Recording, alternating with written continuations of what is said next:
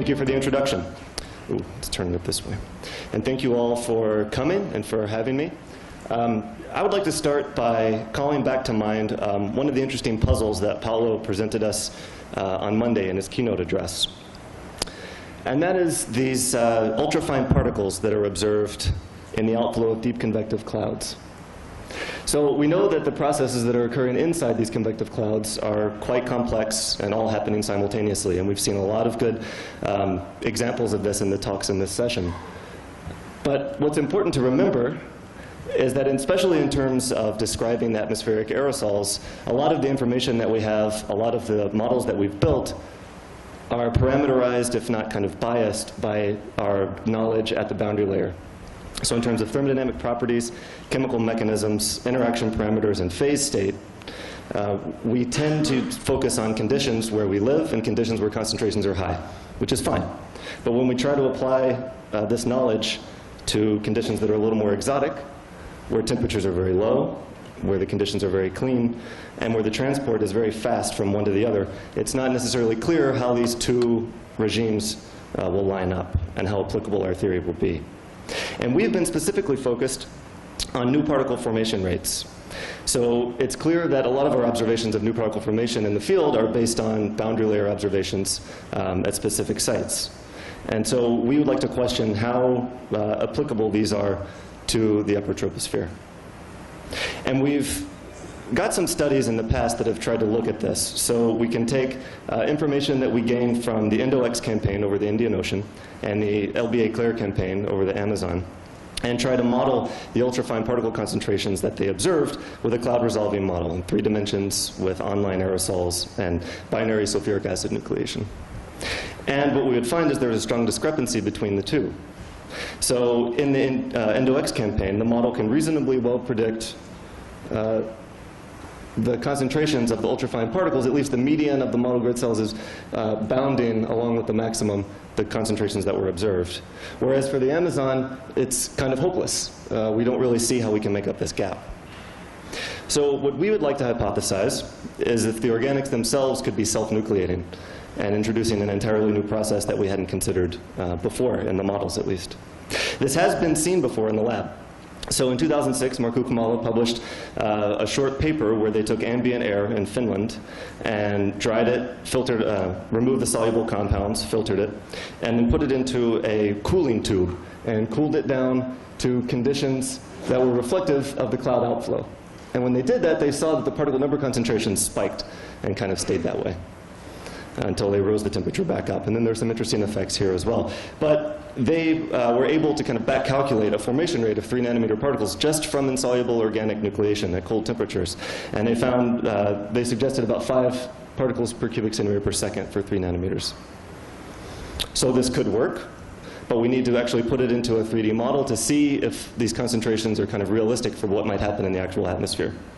So we would take the cloud resolving models that were used in the previous studies that I showed you and update them with a state-of-the-art description using volatility basis set theory of the organic aerosol concentrations and compounds. And we also include 3 kind of well-known nucleation mechanisms: binary nucleation, ion-mediated sulfuric acid nucleation, sulfuric acid activation plus the organic growth. This would be like the LVOX mechanisms that we've seen. And also this organic homogeneous nucleation that we're hypothesizing. Our grid resolution is 2 by 2 kilometers, covering a horizontal area of about 400 square, or 400 by 400 kilometers over the Amazon. Now inside this cloud, there's certainly many processes that are happening all simultaneously. So condensable gases that are, and interstitial particles that are in the presence of liquid water and ice in these mixed phase clouds can be susceptible to uptake inside the hydrometeors as well as regeneration by evaporation back out into the atmosphere. And these condensable gases, which would be formed from SO2, isoprene, monoterpenes, and sesquiterpenes by oxidation, can then condense or evaporate from the interstitial particles as well as go through these nucleation processes. These are all kind of well-known standard relationships, except for the nucleation that we'll be focused on. Our formulation for the organic aerosol relies on a volatility basis set to describe it. So we use 3 lumped species a low volatility one at boundary layer temperatures, a semi-volatile, and an intermediate volatility species. So I'll use these prefixes and these terms throughout the talk to describe these three different compounds. But as soon as we go up into the upper troposphere, as I'll show you later, they no longer satisfy the kind of descriptions that I'm using here in terms of their volatility. So I'll continue to use these prefixes, but please note that they're for temperatures in the boundary layer and not at altitude. I want to keep track of what each of them are doing. So a little more detail on the nucleation parameterizations that we've used. The binary, of course, we're using the standard Vecchiamacchi description formulation for binary sulfuric acid nucleation. For the ion mediator, we use a lookup table from Mu 2010. For the organic activation of sulfuric acid, we use the Metzger-et-al parameterization from Cutula data. And for this homogeneous organic nucleation, we're relying on classical nucleation theory, as derived by Vecchiamacchi and then presented as well in Seinfeld and Pandas. This is the form there. And so I want to point out the really important parameters for our work here will be the surface tension of the pure components and the saturation ratio at altitude. So this equation is obviously highly nonlinear, as many of you are aware, and the effects of the physical chemical properties of the species involved, especially when you couple them with a dynamic system in this 3D cloud transport system, are very difficult to predict. So like I said, we're going to apply this model in a simple study to the old data from LBA-CLAIRE over Suriname. We'll focus on 2 days, March 28th and 29th in 1998. So these are 2 consecutive days of flights under pristine conditions, if you look at the back trajectory. So very little biomass burning influence. And as such, we've included rather clean conditions for trace gases, as well as clean conditions for the particles.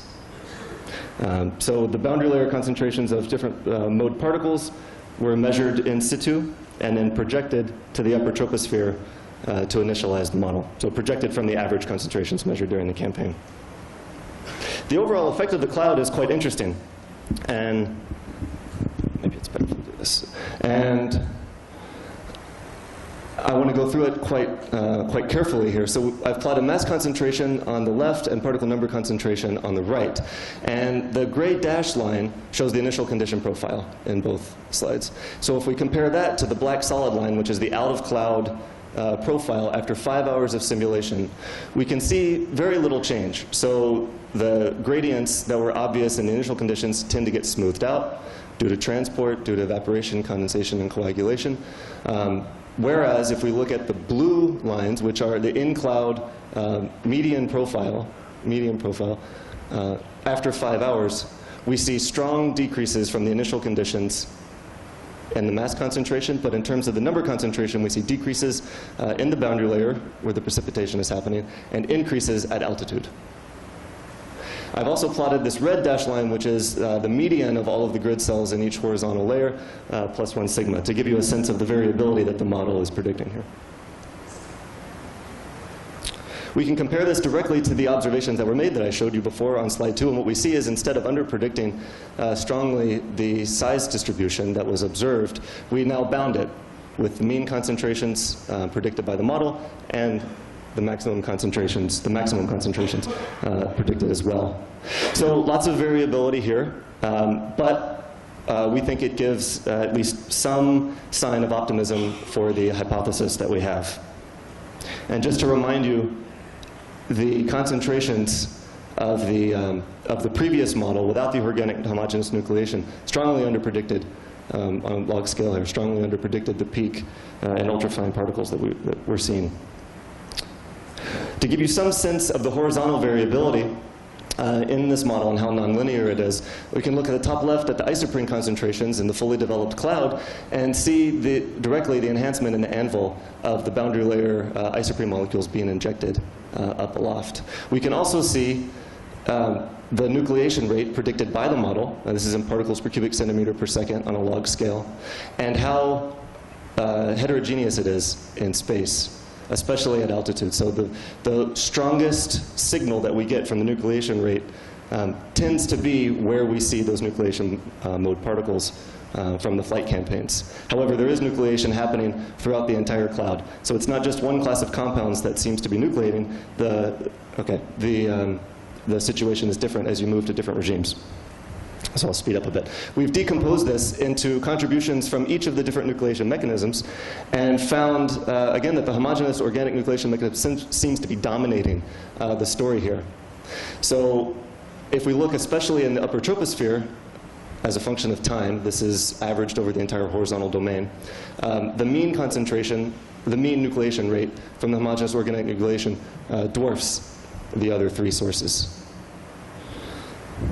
And so at this point, I'll remind you that Kumala et al. In 2006 did seem to suggest that 5 particles per cubic centimeter per second seems kind of reasonable for these organics nucleating on their own at cold temperatures, and we're getting about 1.82 in the model, which seems to kind of, at least to an order of magnitude, kind of say we're in at least maybe the right ballpark. And I want to remind you, especially in the context of the discussion yesterday about these interesting LVOCs that people see in Hutula and in Europe, or in Germany, that we have a very interesting system that we should keep in mind when it comes to organics being transported very quickly to the upper troposphere.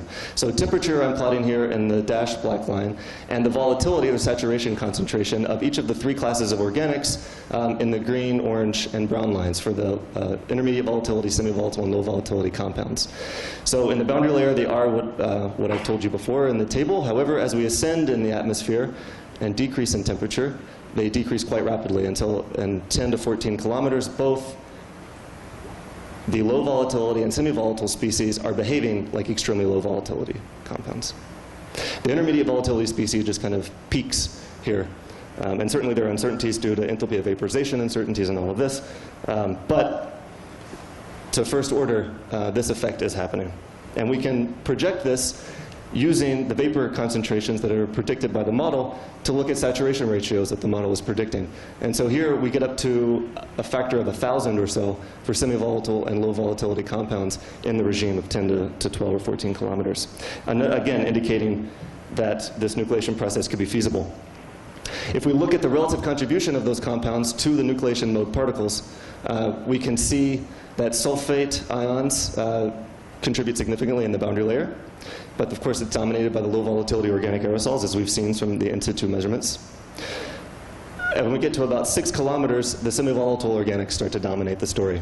And then they're only outbeaten when the intermediate volatility compounds get to temperatures where they can nucleate themselves. And the question arises, are these compounds that are nucleating coming from in situ oxidation of isoprene and other terpenes, or are they being transported directly? So it's important to keep in mind that we're only running this model for 5 hours, so according to that part of the story, the change in mass for the entire simulation due to precursor oxidation for the semi-volatile organic vapors is only dominant in the boundary layer. Otherwise, transport is driving a lot of material from the boundary layer to the upper reaches of the troposphere, as we'd expect. And one last point that I want to make is how important the surface tension is for this system. So I've taken a general case of the model and assumed a surface tension that's constant with altitude, 30 millinewtons per meter for the organics involved in the homogeneous nucleation. And there you see the effect that I've shown you before with increased particle number concentrations at altitude. If we make the surface tension temperature dependent, modestly temperature dependent, and get up to 47 millinewtons per meter, we essentially turn off the nucleation rate. So it's very important to figure out how this surface tension actually applies to our theory of nucleation and what the kinds of magnitudes of this property we would expect would be for products of isoprene oxidation, monoterpene and terpene oxidation. So to conclude, we feel that this example of upper tropospheric ultrafine particles is a good example of many compelling interlinkages that are present between atmospheric chemistry and meteorology. And these kinds of puzzles are only going to start happening more and we'll find more and more of them as both fields evolve and start to evolve together as well.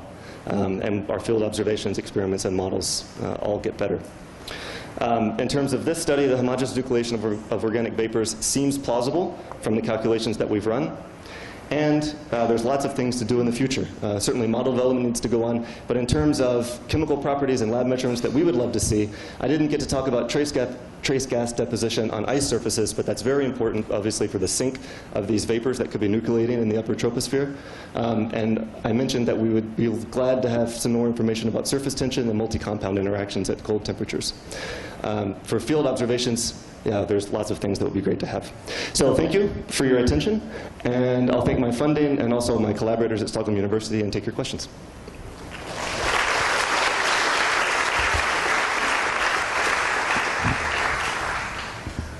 Questions for Ben?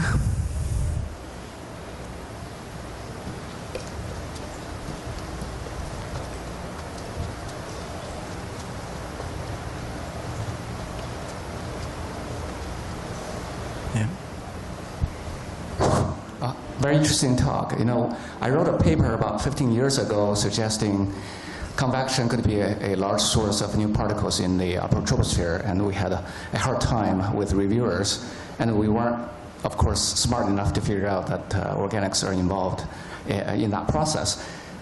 And the modeling is really nice done, but do you have direct observation evidence supporting that organics is really the initiating factors for those new particle formation? So we don't have direct chemical observations, at least I haven't seen direct chemical observations, but we're really interested in looking at the Go Amazon data, for instance, and other flight campaigns that are happening more and more, because we will see pretty quickly, I think, I mean, we're predicting, yes, very small concentrations of these trace gases that are needed to do this nucleation, but they're there and there's not much else there. So I'm hoping that we'll see them quite quickly if the measurements are done. And we'll know.